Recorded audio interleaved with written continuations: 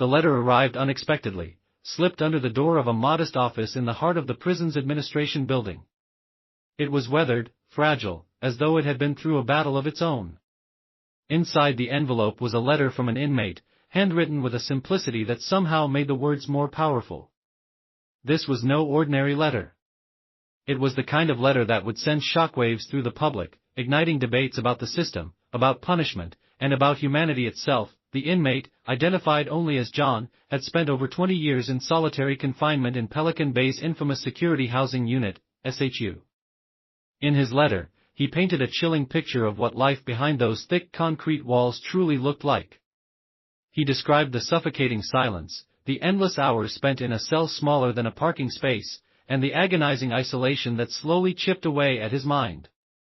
He spoke of the desperation that crept in when you realized that you were forgotten, lost in the system, a shadow of your former self. The letter's words were sharp, raw.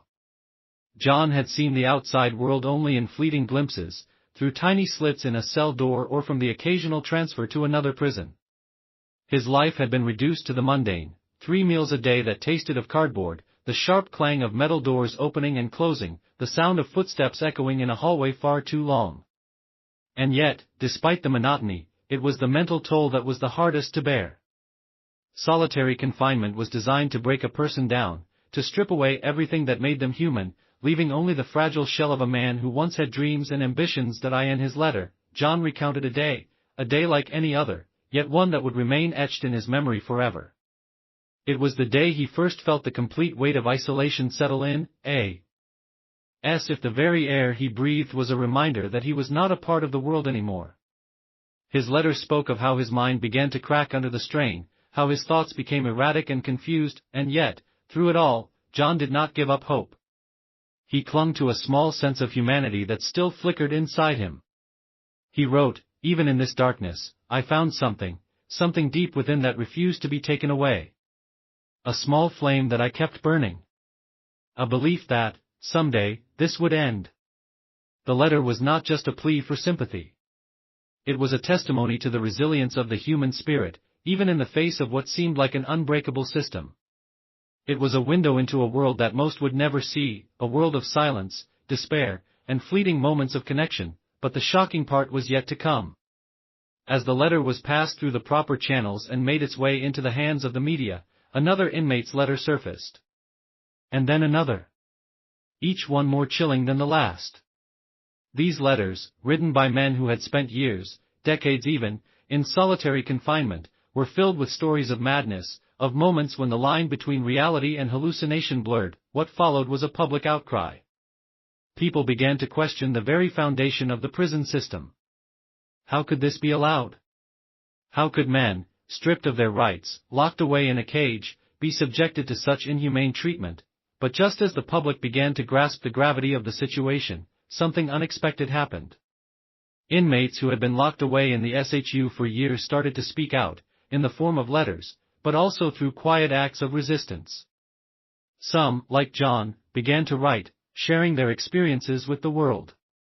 Others, more quietly, began to question the very idea of solitary confinement. Could this practice truly be justified? Or was it merely a way for the system to exert control, to break down the most dangerous of society's outcasts until they were no longer capable of being human? As the letters piled up, the debate grew louder. Prison reform advocates rallied for change, while those who supported the system argued that these men had earned their punishment, that they had brought this suffering upon themselves. The line between justice and cruelty blurred, and the public was left to wonder, was there another way? Or had the system become so entrenched that even the idea of reform seemed impossible? But the real twist came when John, the inmate who had sparked the movement with his initial letter, received an unexpected visitor. It was a member of the prison's oversight committee, someone who had read his letter and was determined to find out if the horrors John described were truly real. As the meeting took place behind closed doors, no one could have predicted the outcome. Would John's voice be heard? Would the public finally understand what was happening behind the prison walls? Or would it all be swept under the rug, as had happened so many times before? The cliffhanger. What was the result of the meeting? Was there hope for reform, or would the cycle of isolation and suffering continue? The answers, it seemed, were still locked behind the heavy gates of Pelican Bay, but one thing was clear: the fight for justice was just beginning. The letters had done their job. The world knew now. The truth about life in Pelican Bay's Security Housing Unit, SHU, could no longer be hidden in the shadows. John's letter had become the spark that lit a fire, and soon, other inmates began to share their stories. But with this newfound attention came more than just sympathy. It brought the scrutiny of powerful people and, more importantly, the promise of change. Or was it? The public outcry grew louder with each new letter released. Civil rights groups, prison reform advocates, and even some lawmakers started calling for an end to indefinite solitary confinement. The brutality of Pelican Bay's SHU had become a focal point for a much larger conversation about the American prison system. The nation was waking up to the horrors that had been allowed to fester in the dark corners of its penal institutions, but for the men who had lived through it, the fight was far from over. John's letter was only the beginning. As more inmates wrote about their experiences, a picture began to emerge of a system that was designed to crush the spirit of those it held. Their words were not just complaints, they were testaments to the strength it took to survive under the harshest conditions imaginable. Many of them spoke of a daily existence where the only sense of time was marked by meals delivered through small hatches in their doors or the occasional voice of a guard echoing down the hall, but the conditions described in the letters were only part of the story. The system itself fought back. As soon as the media began to pay attention, there was a shift within Pelican Bay. Guards became more aggressive, watching inmates closely, waiting for any sign of rebellion. The more the world knew, the more the inmates in solitary felt the weight of being under constant surveillance. They were still locked in their cells, isolated from everything, but now they had a new enemy, the prison's administration, which was determined to maintain control. The first sign of resistance came when John, the inmate whose letter had sparked it all, was summoned to the warden's office. A quiet tension hung in the air as he was escorted through the sterile hallways of Pelican Bay's administration. He had no idea what to expect, but he was prepared for whatever came next. In a meeting behind closed doors, the warden listened to John's concerns, hearing firsthand the suffering that had been endured by the men in the SHU. John spoke candidly, but his words were measured. "You say you're doing this for our own good," he told the warden, "but what good is there in breaking a man's mind? You're killing us slowly." The warden, an imposing figure with years of experience in the system, listened without interruption. There was no denying that John's words were powerful, but the warden's expression remained unreadable. When the meeting ended, John was escorted back to his cell, unsure of what the outcome would be. Would this conversation lead to real change, or was it merely a facade?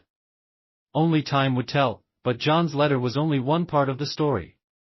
The resistance wasn't limited to words on paper, it was starting to take shape in the form of actions within the prison. As inmates saw the growing attention to their plight, a sense of unity began to form. They realized that their voices, once silent, had power. But in the dark, confined spaces of Pelican Bay, the prison system was quick to squash any signs of rebellion. That evening, as the sun set over the towering walls of Pelican Bay, the prison was plunged into its nightly silence. But this night would be different.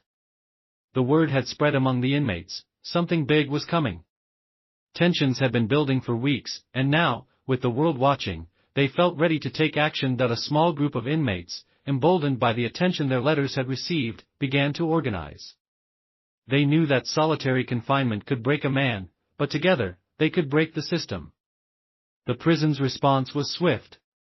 As soon as the group's plans became known, the entire SHU was put on lockdown.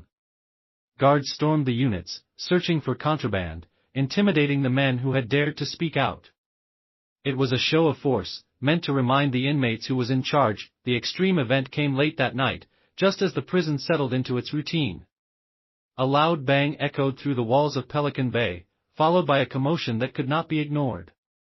The inmates who had dared to rebel were not just met with resistance, they were met with retribution. The men involved in the movement were isolated even further, thrown into the darkest, most isolated cells. The message was clear: there would be no tolerance for disobedience, but the story didn't end there. John's letter had ignited something that couldn't be snuffed out so easily. As the lights dimmed across the prison, one thing became certain: the fight for reform was not over. It was just beginning. As the days passed, the question remained, what would happen next? Would the men in Pelican Bay's SHU continue their fight for justice, or would the system crush them once again? The next chapter would reveal the unexpected consequences of their resistance. Would it lead to change, or would the cycle of suffering continue?